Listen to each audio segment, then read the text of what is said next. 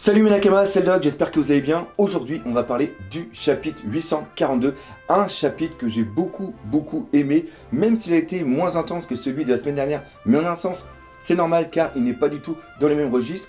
Qu'est-ce qu'on a eu exactement dans ce chapitre? On a eu premièrement une amie en support et non pas en suppo, ce qui ne veut absolument rien dire.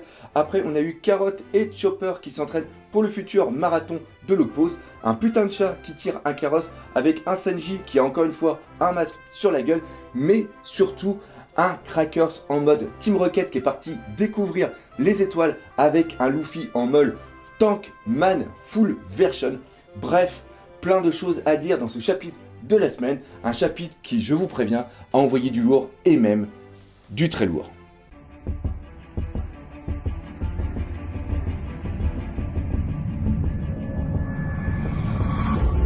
Je vais commencer cette critique analyse de chapitre par parler bien sûr de la fin du combat entre Crackers et Luffy en mode Gear 4 Tank Man.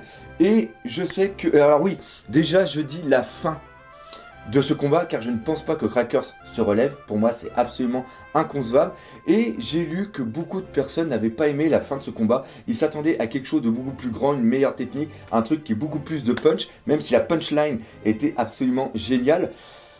Je dirais à ces personnes que c'est l'essence même de One Piece. One Piece c'est ça. Des combats absolument what the fuck qui se terminent absolument n'importe comment.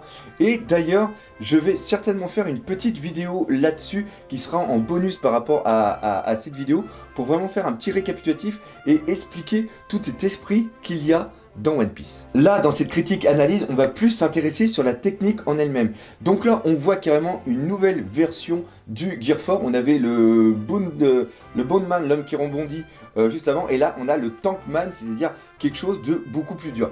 Alors, la question est de savoir, est-ce que c'est quelque chose qui a été totalement improvisé, ou si c'est quelque chose qu'il maîtrise depuis plusieurs temps. Et là, moi, je dirais que c'est un petit peu un mix des deux. On sait que pendant les 2 ans d'entraînement sur l'île de Rosukana, il était avec Rayleigh et Rayleigh est quand même un maître au niveau du haki.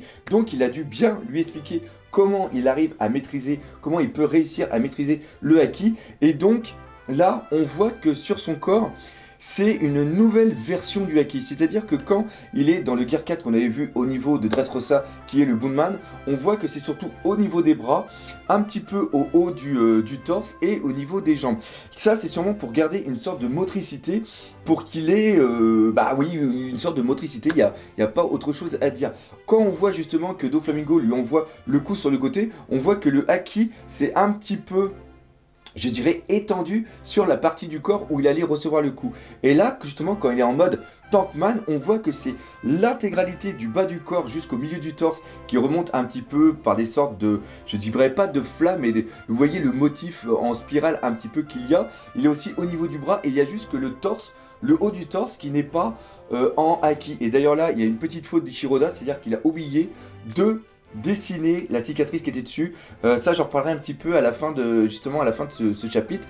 Et donc là, on a carrément une autre version du Gear 4. Donc c'est bien quelque chose qu'il a créé sur l'île. Ce n'est pas quelque chose qu'il a fait juste là à l'instant au niveau du combat qu'il a eu contre Crackers. C'est vraiment quelque chose qu'il y avait en avant. Et c'est bien dit Tankman, donc c'est quelque chose où il a moins de mobilité, mais où il peut recevoir plus de coups. Parce que vu qu'il a combattu quand même pendant 11 heures contre Cracker, je pense qu'il a dû comprendre la force qu'il avait et justement il utilisait beaucoup son épée qui, même si elle n'est pas recouverte de haki, était quand même très puissante. Il a dit que c'était une épée unique et qu'il y avait certaines techniques et donc pour ça je pense qu'il a dû penser à dire là il faut vraiment que je me foute en Tankman. Et d'ailleurs c'est la première fois qu'il l'utilise face à Crackers parce que Crackers dit c'est une version différente de celle que tu as l'habitude de faire d'habitude. Par contre, le fait qu'il utilise ici, qu'il soit complètement gonflé, pour moi c'est de l'improvisation. Là, le fait qu'il soit gonflé reprend exactement quand il est en Gomu Gomu no Fuzen, c'est-à-dire que quand il est en ballon. Et là, il a, dans le chapitre 67 si mes souvenirs sont bons, quand il combat justement, c'est à Punk Hazard, quand il combat les Yeti Brothers, les mecs ils ont des fusils, mais en réalité c'est des éléments canon, et ils lui tirent dessus, et là on voit Luffy qui absorbe les boulets, et après il fait une sorte de viseur avec ses mains, et il explique justement que Rayleigh lui a dit que c'est bien beau de renvoyer les trucs, mais c'est encore mieux si tu peux les renvoyer où tu veux, comme ça tu rajoutes une attaque, et ça c'était le Gomuno Thank you Fire. Je crois que c'est ça le terme en anglais. Et là, on voit que c'est exactement ça qu'il a employé en plus de son haki. Il utilise le haki pour ne pas se faire perforer par Crackers, donc il absorbe Crackers en lui, et après, il ressort Crackers là où il veut, et d'ailleurs c'est pour ça qu'il demande à Nami de ne pas mouiller les biscuits soldats, pour qu'ils gardent justement toute leur puissance, toute leur force, vu que justement Crackers, avec sa grande gueule, expliquait que son truc était absolument indestructible, mais pas immangeable, comme on a pu le voir, et là justement Crackers passe à travers les 4, ou les 3, non ils sont 3, et se retrouve catapulté à l'autre bout du nouveau monde. Donc voilà, et ça c'était purement jouissif. Mais encore une fois, ce n'est pas une attaque qui a été créée longtemps à l'avance, c'est-à-dire que sur l'île, il n'a pas bouffé plein de trucs pour créer ce Tankman grosse version, et après il a absorbé un monstre pour après le catapulter. C'est plus une sorte d'improvisation, un mélange de techniques, et là je vous renvoie sur la théorie que j'avais mis en place dernièrement, sur le fait que Luffy est vraiment un génie du combat. C'est-à-dire que quand je prends le concept de génie, c'est qu'il c'est un génie débile, c'est-à-dire que c'est une idée complètement loufoque et complètement folle qu'il vient d'avoir dans la tête et qu'il va mettre en place et qui va surtout avoir un très bon résultat. C'est comme quand il avait au niveau d'Alabasta, qu'il avait bu de l'eau pour créer cette technique Aqua Luffy contre Crocodile, ou qu'il avait tout simplement essayé de le bouffer. C'est quelque chose qu'il fait sur l'instinct parce que c'est sa façon de réfléchir. Comme certains qui trouvent des solutions parce qu'ils ont une sorte d'éclair de génie, et là Luffy a eu justement un éclair de génie au niveau de cette attaque. Maintenant, on va parler de notre petite Nami. Dans la critique et analyse du chapitre précédent, j'avais dit que justement, on voyait pas mal de petites égratignures au niveau du visage, des saletés au niveau du visage de Nami, donc ça montrait qu'elle participe au combat. Et là, il y a un très gros respect pour elle, parce que le combat dure quand même depuis 11 heures, donc ça veut dire que depuis 11 heures, elle est présente face à Crackers. Alors là, on va remettre Nami dans le contexte. En face, on a Crackers, c'est un lieutenant. Elle ne peut pas latter la bouche de Crackers à elle toute seule. Par contre, je pense sincèrement que vu son niveau en ce moment, elle est capable de maîtriser Brûlé. On l'a vu justement avec l'éclair qui a foudroyé Brûlé. Je pense qu'elle est quand même capable de tenir tête par rapport à toute son intelligence, parce que c'est là où elle brille par son intelligence, Nami. C'est ça qui est sa grande force. Le fait de maîtriser la météo, mais de savoir comment l'utiliser et au moment opportun, et de trouver la bonne utilisation, ça c'est vraiment le plus de Nami, et c'est ça qui nous est montré ici.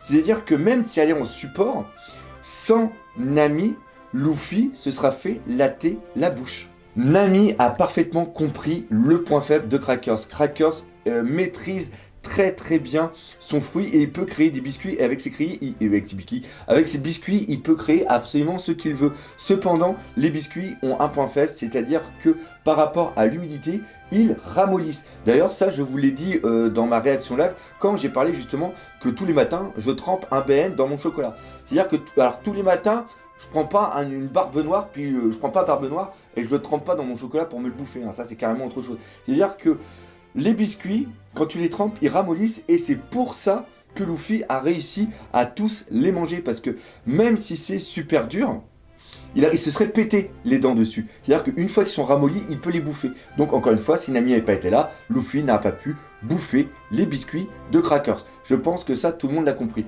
L'autre chose aussi qui est excellente, c'est que on voit que Baume est encore sous l'influence de Nami, ainsi que tous les Omi qui sont au sol. Ça, c'est par rapport à la vive carte. Alors la vive carte, pour moi, il n'y a pas d'énorme pouvoir lié à la vive carte. La vive carte est seulement qu'une essence de la personne.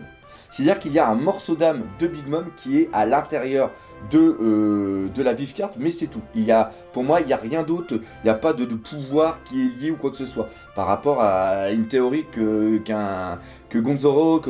crois que c'est Gonzaro qui avait émis, il a émis une hypothèse pour une profondeur de recherche, mais moi personnellement, j'y crois pas trop. Pour moi, une vive carte reste seulement une vive carte, et là justement, c'est bien que Nami ait utilisé s'en soit servi pour une autre utilisation. Pour moi, ça, je trouve que c'est vraiment classe. Et encore une fois, Nami, je trouve qu'elle a un bon traitement, parce qu'on ne la verra pas, Nami. On la verra pas, on la verra pas combattre des trucs vachement monstrueux. La Nami qu'on a pu voir par exemple sur sur NES Lobby, on la reverra par rapport à des mecs lambda, mais on la verra pas contre des lieutenants, contre des calamités, ou même carrément contre un Yonkou, quoi que ce soit. Elle a une autre place dans l'équipage, mais sa place est vraiment primordiale. Et une autre chose qu'on ne verra pas Nami dans le manga n'est pas non plus là, et ça j'aime bien le répéter parce qu'il y en a quelques-uns qui le confondent. Ce n'est pas un appeur boubesque. Elle n'est pas là pour être seulement que des seins. Parce que sinon, Ichiro Oda nous la présenterait toujours selon certains angles de vue, comme il y a sur Fairy Tail et là, je ne vais pas m'aliéner les fans de Fairy Tail, parce que je ne dis pas que Fairy Tail est un manga de merde qui sert seulement qu'à présenter des nibards pour des ados prépubères. C'est une identité de Fairy Tail. Tu regardes Fairy Tail, et je continue à le regarder de temps en temps, pour regarder des culottes, des seins, des boobs, pour voir des combats, des attaques complètement du feu qui ravage tout, de la glace ou des conneries comme ça. Je regarde pour ça parce que c'est sympa, on s'en prend plein la gueule, mais c'est une identité du manga, c'est une identité. C'est-à-dire que ça, on ne le retrouve pas dans One Piece, et c'est normal. Et c'est ça que j'apprécie, parce que en plus, comme je l'ai dit, là avec Reizu, on a une autre vision de la femme qui est vraiment très intéressante. Alors justement, ça me permet de faire une putain de transition vers Senji et sa sœur. Sa sœur, encore une fois, on voit qu'elle aide Senji. C'est-à-dire qu'elle lui fout un masque dans la gueule, et là d'ailleurs, la petite symbolique au niveau du masque, encore une fois, qu'il a pour se cacher par rapport à sa famille et aussi par rapport aux autres, est vraiment très très bon. Ça reprend parfaitement le masque de fer qu'on avait vu au préalable. C'est ça qui est génial, c'est-à-dire qu'on reprend exactement ce que j'ai dit. C'est-à-dire qu'il y a tout, par des petits détails, on a un truc cyclique au niveau de Senji qui est toujours en train de se mettre en place. Et je trouve ça absolument excellent. Donc encore une fois, on voit que sa sœur est vraiment très proche. Et là, on arrive peut-être sur un truc qui commence à nous monter au nez. On commence à se dire, putain, si ça se passe, peut-être que la sœur, à un moment, il va se passer quelque chose contre Senji. Parce que Senji, à cause de toutes les répercussions qu'il peut y avoir par rapport à ses amis et surtout par rapport à Zef, on va en parler un tout petit peu tout à l'heure, il va se laisser faire. Il ne peut pas être le Senji qu'on connaît. Là, il est entravé. Même s'il a pu ses bracelets, il est encore entravé. Et peut-être que sa sœur, à un moment, va avoir le déclic et il va choisir Senji par rapport à l'atrocité de son père. C'est peut-être un truc qui... C'est sûr, c'est gros, mais ça peut peut-être arriver. Maintenant, on va parler d'un truc que j'ai pas spécialement aimé. C'est le dernier petit flashback sur Shenji pour justement expliquer la galanterie. Cette utilisation est totalement désastreuse car ça enlève une profondeur au niveau de Sanji. Le fait que, et c'est vrai que c'était tellement gros, mais on aurait tellement aimé qu'il soit galant avec les femmes parce que c'est la vision de sa mère et la vision de sa sœur qui l'a aidé à s'échapper de son enfer et qu'il en soit reconnaissante. Ça a ajouté une profondeur, une tristesse à l'intérieur de celui, c'est-à-dire qu'à chaque fois qu'il voit une femme, il se rappelle justement son passé. Et ça pouvait être très très beau. Et non, c'est entre guillemets que seulement une éducation liée à Zef. Et ça fait chier. Le fait que Zef arrive et lui dise ça, et lui dise que par rapport à l'éducation, maintenant que je dois faire ça par rapport à l'éducation d'un garçon, et là qu'on voit Senji se dire, maintenant c'est Zef qui va être réellement mon père, et ce n'est plus cet idiot qui sert absolument à rien, ça c'est beau. Mais le fait de la galanterie, c'est trop placé comme ça, c'est comme un cheveu sur la soupe.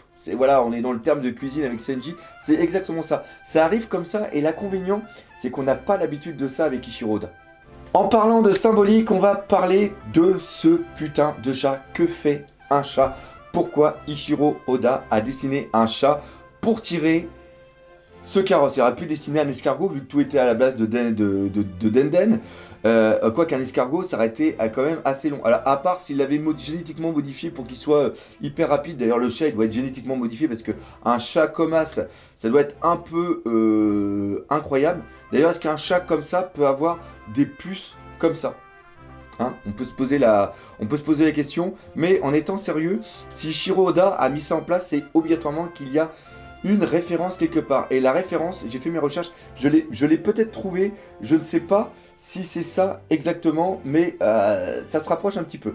On sait que le royaume du Garma Double Six est tiré de l'Allemagne par rapport au Troisième Reich, c'est-à-dire cette Allemagne nazie. Et on sait que Hitler, quand il avait dans l'optique de faire son Troisième Reich qui devait durer plus de 1000 ans, il avait voulu remettre en place tout un mysticisme, c'est-à-dire au niveau de... Il avait voulu essayer de créer une sorte de religion, et là-dedans, il y avait beaucoup de choses qui étaient faites à base scandinave, c'était par rapport aux guerriers, etc. Et quand on fait la recherche justement sur cette mythologie scandinave, il y a une déesse qui est Feja, si je ne me trompe pas dans la prononciation, qui est la déesse de la terre et de la fertilité. Et cette déesse, pourquoi j'en parle? Tout simplement parce qu'elle est sur un char tiré par des chats. Déjà, il y a quelque chose. Maintenant, on va reprendre le thème de... Le thème de quoi? Le mec qui part totalement à l'ouest. Le thème de la fertilité et de la vie. Et ça reprend exactement toutes les recherches qu'il y a au niveau du Garma Double Six de Papounet quand il fait ses recherches avec tous ses clones. Et il faut savoir aussi que cette déesse est une déesse guerrière. Et quand un combattant était mort au champ de bataille, les combattants étaient partagés entre Odin et Feja, j'espère que je prononce bien son nom, et Odin lui prenait tous les guerriers valeureux, et elle prenait plus les guerriers qui avaient servi un petit peu tout ce qui va être en défense. Voilà, c'est ça. Et on voit exactement que ces guerriers qui servent en défense, c'est une utilisation que justement fait les mecs, les frères et aussi Papounet quand ils font leur truc de wall par rapport aux soldats pions qui doivent servir seulement qu'à certains trucs. Donc dans mes recherches j'ai trouvé ces deux petits points. Je ne dis pas que c'est ça, mais encore une fois je dis que c'est cool. Pour l'instant j'aimerais bien que ça soit ça parce que putain j'ai passé beaucoup de temps quand même à trouver tout ça. Donc ça me fera un petit peu chier que vous aimiez pas. Voilà, dites-moi dans les commentaires si vous aimez bien les petits trucs comme ça, parce que toujours pareil, dans mes critiques, analyses, il y a toujours des mini petites théories, il y a quand même pas mal de petites recherches, parce que j'aime bien, et j'espère que vous aimez bien aussi, voilà. Maintenant, on va parler de Chopper et aussi de Carotte. Un petit peu déçu, je pensais franchement que Chopper allait trouver une solution justement quand il en a parlé à... Quand il en a parlé à qui? Quand il en a parlé à Luffy, je pensais qu'il avait vraiment une technique, et là on voit que c'est au même moment... à Wokake Island, au chat, je sais plus où exactement, mais c'est quelque part par là. On voit des gens qui parlent dans la rue et a dit que dans mon miroir, je vois des trucs complètement chelous et elle explique qu'elle a vu passer un raton laveur avec une carotte. Alors dit comme ça, c'est sûr que ça prête à confusion, mais c'est plutôt un renne avec un lapin qui court avec des boulets sous les bras. Non, dit comme ça, c'est tout aussi chelou maintenant que j'y pense. Et on voit qu'ils n'ont toujours pas réussi à s'en sortir. Ça fait 11 heures qu'ils courent. Et derrière, il y a une brûlée avec une faux. Donc déjà, on sait pourquoi Brûlé n'est pas ressorti pour aider son frère à latter la gueule de Luffy et aussi de Nami. Mais c'est un petit peu... Encore une fois, c'est burlesque, c'est drôle, mais il va falloir quand même trouver une utilité à ces putains de miroirs. Ça, c'est sûr et certain. Je pense que tant qu'ils ont les boulets aux pieds, ils ne peuvent pas sortir. Les boulets, ça doit être un petit peu comme le granit marin, c'est-à-dire que ça empêche une action. Ça empêche les utilisateurs du fruit du démon d'utiliser les propriétés de leur fruit du démon. Et bien là, les boulets qu'ils ont au pied les empêchent tout simplement de pouvoir s'évader du monde parce que c'est quelque chose qui doit rester coincé quand ils veulent faire le transfert parce que les boulets sont quelque chose propre à l'univers du royaume des miroirs qui ne peut pas exister à l'extérieur. Si vous suivez un petit peu le réseau, c'est un peu comme des bras, c'est comme des entraves en un sens. Donc voilà. Et j'aimerais bien voir comment ils vont réussir. Ils doivent latter la bouche de Brûlé pour que Brûlé, par rapport à son pouvoir, les boulets s'annulent. Donc on verra ce qui va se passer. Mais encore là, je suis dubitatif. Maintenant, la dernière chose, c'est que vu qu'il n'y a pas de chapitre la semaine prochaine, il va se passer quelque chose. Gonzaro a parlé beaucoup trop vite, mais maintenant qu'il l'a dit, on va le faire. Il va y avoir sûrement un live avec Gonzaro. All Blue Channel, encore une fois, All Blue Channel font des superbes t-shirts, hein, voilà. Ceci n'est pas non plus un placement de produit, c'est juste que j'adore le travail qu'ils font. Donc voilà, si on peut leur donner un petit coup de pouce. D'ailleurs, All Blue Channel, ils font des putains de vidéos là, c'est Line. Vous verrez une critique analyse de chapitre qui est, excusez-moi j'ai l'équipe qui est plus courte, mais qui est super bien foutue. Voilà, c'est complémentaire à ce que je fais. Voilà, on va faire un petit truc comme ça pour dire ça. Regardez, de toute façon, je vais essayer de foutre quelque chose quelque part pour un petit lien parce que ce qu'ils font, c'est absolument génial. Et pour moi, ils n'ont pas la reconnaissance qu'ils devraient avoir parce que, encore une fois, j'ai parlé avec eux. Je fais une petite pub pour eux, ils m'ont même pas demandé ça, mais ça vient du fond du cœur parce que ces mecs-là, je les avais rencontrés déjà avant par internet et tout ça. On avait fait une vidéo ensemble sur on a fait 2 vidéos ensemble sur les fruits du démon, d'ailleurs je les mettrai peut-être quelque part par là aussi. Et je les ai rencontrés, j'ai pu parler avec eux quand on a été au film Gold. Et ces mecs-là, enfin ce couple-là, parce que c'est un garçon et une fille avec un autre mec qui fait des photos, mais le mec il est pas en couple avec eux. Hein. Je suis en train de m'enliser d'un seul coup. Ces mecs sont super sympas. C'est des putains de passionnés. Et ils mériteraient d'avoir plus d'abonnés. Et ces vidéos, leurs vidéos, avec tout le travail qu'il y a derrière, ils mériteraient d'avoir au moins des 30-40 000. Voilà. Ça, c'est encore une fois, c'est le problème de YouTube. On va pas refaire YouTube. Mais voilà. Donc, n'hésitez pas à aller les voir. Ils sont vraiment excellents. Et donc, ils ont une très grande connaissance de One Piece aussi. Et donc, on fera sûrement un live avec eux. Donc, je vous invite déjà tous à aller voir le live de Gonzaro et même regarder sa chaîne pour ceux qui ne connaissent pas. Mais je pense que la plupart des gens qui me connaissent doivent connaître aussi Gonzaro. Et voilà. Alors, je dis que je le ferai si j'ai une bonne connexion. Parce que j'ai une connexion qui est complètement merdique. Et j'ai peur que ça lag et j'ai peur que je